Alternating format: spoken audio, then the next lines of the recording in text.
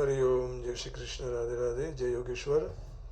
बंशीधरम तोत्रधरम नमामि मनोहरम मोहरम च कृष्णम मालाधरम धर्मधुरंधरं च पार्थस्य सारथ्यकरं च देवं कर्तव्यदीक्षां च समत्वशिक्षां ज्ञानस्य भिक्षां शरणागतिं च ददाति गीता करुणाद्रभूता कृष्णेन गीता जगतो हिताय।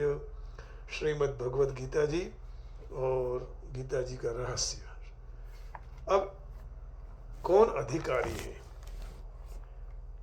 कर्मयोग के, सांख्य योग के, कौन से योग के कौन हम अधिकारी हैं? भक्ति योग के अधिकारी हैं, कर्मयोग के अधिकारी हैं या सांख्य योग के? तो इस प्रश्न में गीतोक्त सांख्य योग और कर्म योग के अधिकारी कौन है, ये प्रश्न हुआ। क्या सभी वर्ण, सभी आश्रम, सभी जाति के लोग इनके आचरण कर सकते हैं, अथवा किसी खास वर्ण, किसी खास आश्रम या किसी खास जाति के लोग इनका साधन कर सकते हैं? इसका उत्तर यही है, यद्यपि गीता जी, श्रीमद् भगवद गीता जी में जिस पद्धति का निरूपण किया गया है वह सर्वथा भारतीय और ऋषि सेवित है, तथापि गीता जी की, श्रीमद् भगवद गीता जी की शिक्षा पर विचार करने के ऊपर यह कहा जा सकता है कि श्रीमद् भगवद गीता जी में बताए हुए साधनों के अनुसार आचरण करने का अधिकार मनुष्य मात्र को है, कोई भेद नहीं है। क्योंकि गीता ब्राह्मण, क्षत्रिय, वैश्य, शूद्र ऐसा भेद मानते ही नहीं, वो तो स्वभावजम मानते हैं ना। ब्राह्मण क्षत्रिय वो स्वभाव से हैं। जगतगुरु भगवान श्री कृष्ण जी का यह उपदेश समस्त मानव जाति के लिए है, किसी खास वर्ण अथवा किसी खास आश्रम के लिए नहीं है। यही श्रीमद् भगवद गीता जी की विशेषता है।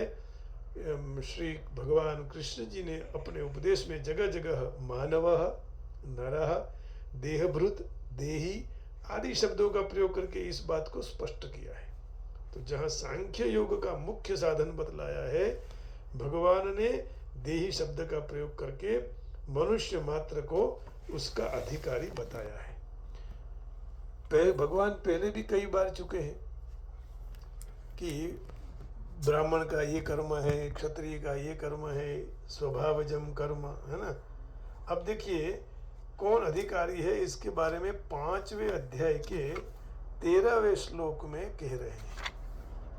भगवान ने कहा, सर्वकर्माणि मनसा संन्यस्यास्ते सुखं वशी नवद्वारे पुरे देहि नैव कुर्वन् कारयन्।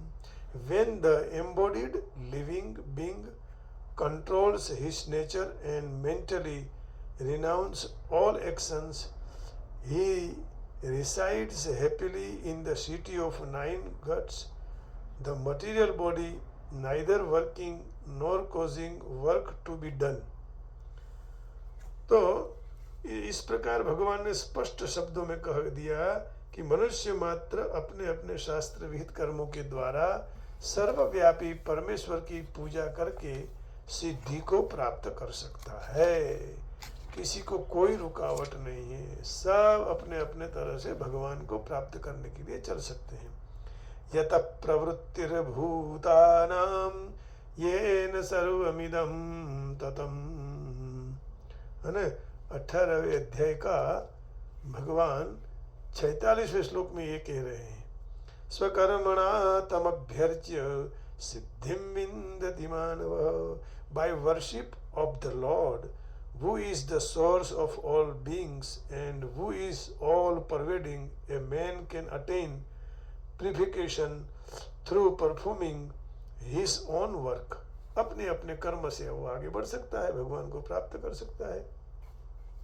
तो कर्मयोगी की बात की बताई कि भाई मनुष्य कोई भी हो, सर्वव्यापी परमेश्वर की सिद्धि और प्राप्त कर सकता है।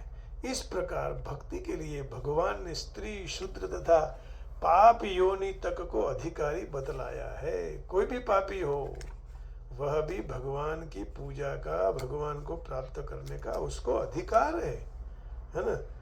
ये सबसे बड़ी बहुत छुट्टी हिंदू धर्म में है और बहुत बड़ी क्रांति है ये। कोई भी हो वह भगवत प्राप्ति कर सकता है। तो 9वें अध्याय में 32वें श्लोक में भगवान कह रहे हैं, क्या कहा भगवान ने, कितना भी पापी हो तो भी यदि अपिचेत सुदुराचारो भजते माम अनन्य भाग साधुरेव समन्तव्यः सम्यक व्यवहितो हि सः। ये तो 30वें श्लोक में कहा, even if the commits of the most abominable abominable action, if the is engaged in devotional service, he is to be considered silently because he is properly situated is his determination। तो अभी कह रहे हैं 32वें श्लोक में, माम हि पार्थ व्यपाश्रित्य ये पिस्युः पापयोनयः स्त्रियो वैश्यास्तथा शूद्रास्तेऽपि यान्ति परां गतिम्। O son of the path, those who take shelter in me, though they be low-born women, Vaisyas, merchants of Sudras, workers, can attain the supreme determination। भगवान को प्राप्त करने का उन सबका अधिकार है, तो वे भी अधिकारी हैं। और भी जहाँ जहाँ भगवान ने किसी भी साधन का उपदेश दिया, वहाँ ऐसा नहीं कहा कि इस साधन को करने का किसी खास वर्ण आश्रम जाति को अधिकार है, दूसरों को नहीं। ऐसा होने पर भी यह स्मरण रखना चाहिए कि सभी कर्म सभी मनुष्यों के लिए उपयोगी नहीं होते। इसलिए भगवान ने वर्ण धर्म पर बहुत जोर दिया है। चातुर्वण्यम मया सृष्टम गुण कर्म विभागसः।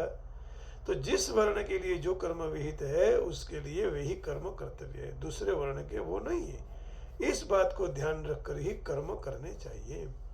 ऐसे वर्ण धर्म के द्वारा नियत कर्तव्य कर्मों को अपने अपने अधिकार और रुचि के अनुकूल मनुष्य मात्र ही कर सकते हैं। वर्ण धर्म के अतिरिक्त मानव मात्र के लिए पालनीय सदाचार भक्ति आदि का साधन तो सभी कर सकते हैं। कुछ लोग ऐसा मानते हैं कि सांख्य योग के साधन का अधिकार सन्यासियों को ही है, दूसरे आश्रम वालों को नहीं। यह बात भी युक्ति संगत नहीं मालूम होती है। भगवान ने सांख्य की दृष्टि से भी युद्ध करने की आज्ञा दी है कि कोई भी हो युद्ध कर सकता है, युद्ध करना ही चाहिए। धर्म युद्ध है तो, है ना, धर्म युद्ध के लिए कभी भी रुकना नहीं चाहिए। अब देखिए 2 अध्याय के 18वें श्लोक में भगवान ये बात कह रहे हैं।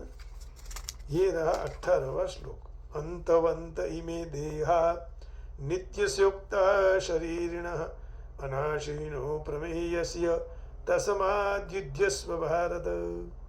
The material body of the indestructible, immeasurable and eternal living entity is sure to come to an end.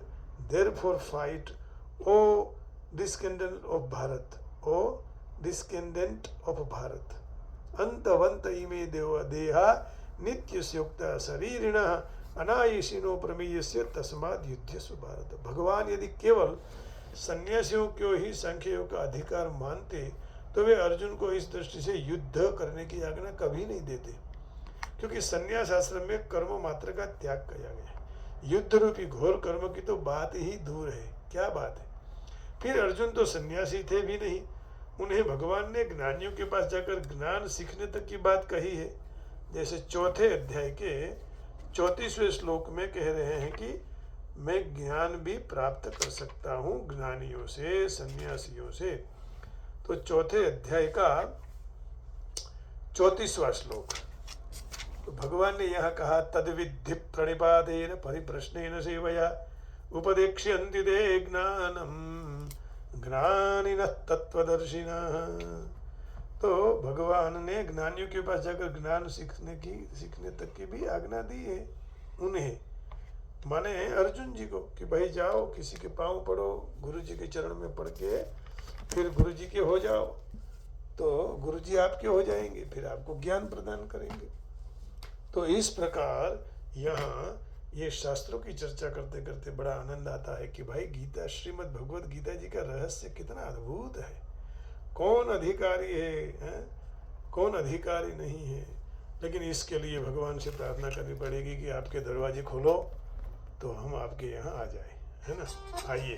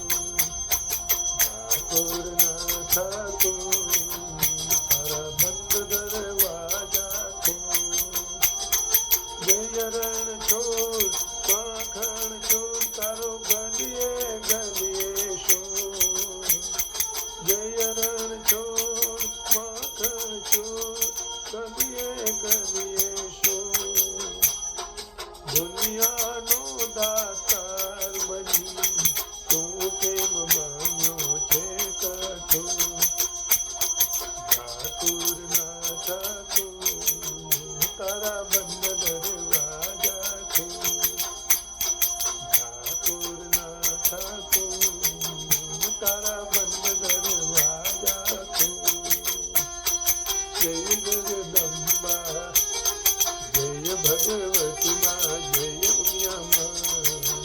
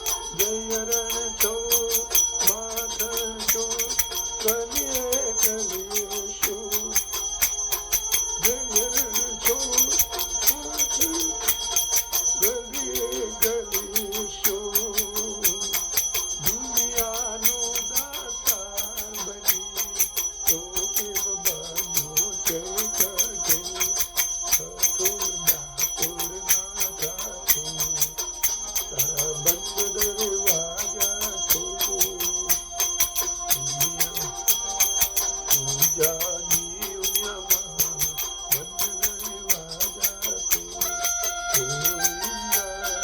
Govinda हरे गोविंदा गोपाला गोपाला गोपाला हरे गोपाला। आप सबके हृदय में बैठे हुए ठाकुर के ठाकुर को प्रणाम करके वाणी को विराम देता हूँ। हरि ओम। जय श्री कृष्ण। राधे राधे। जय योगेश्वर। गोविंदा गोविंदा। जय श्री राम। ओम नमः शिवाय। जय जगदम्ब। जय भगवती। जय उमिया माँ। जय हो प्रभु। सबका मंगल हो, सबका कल्याण हो। जय गीता मैया की, बरसाने वाले की।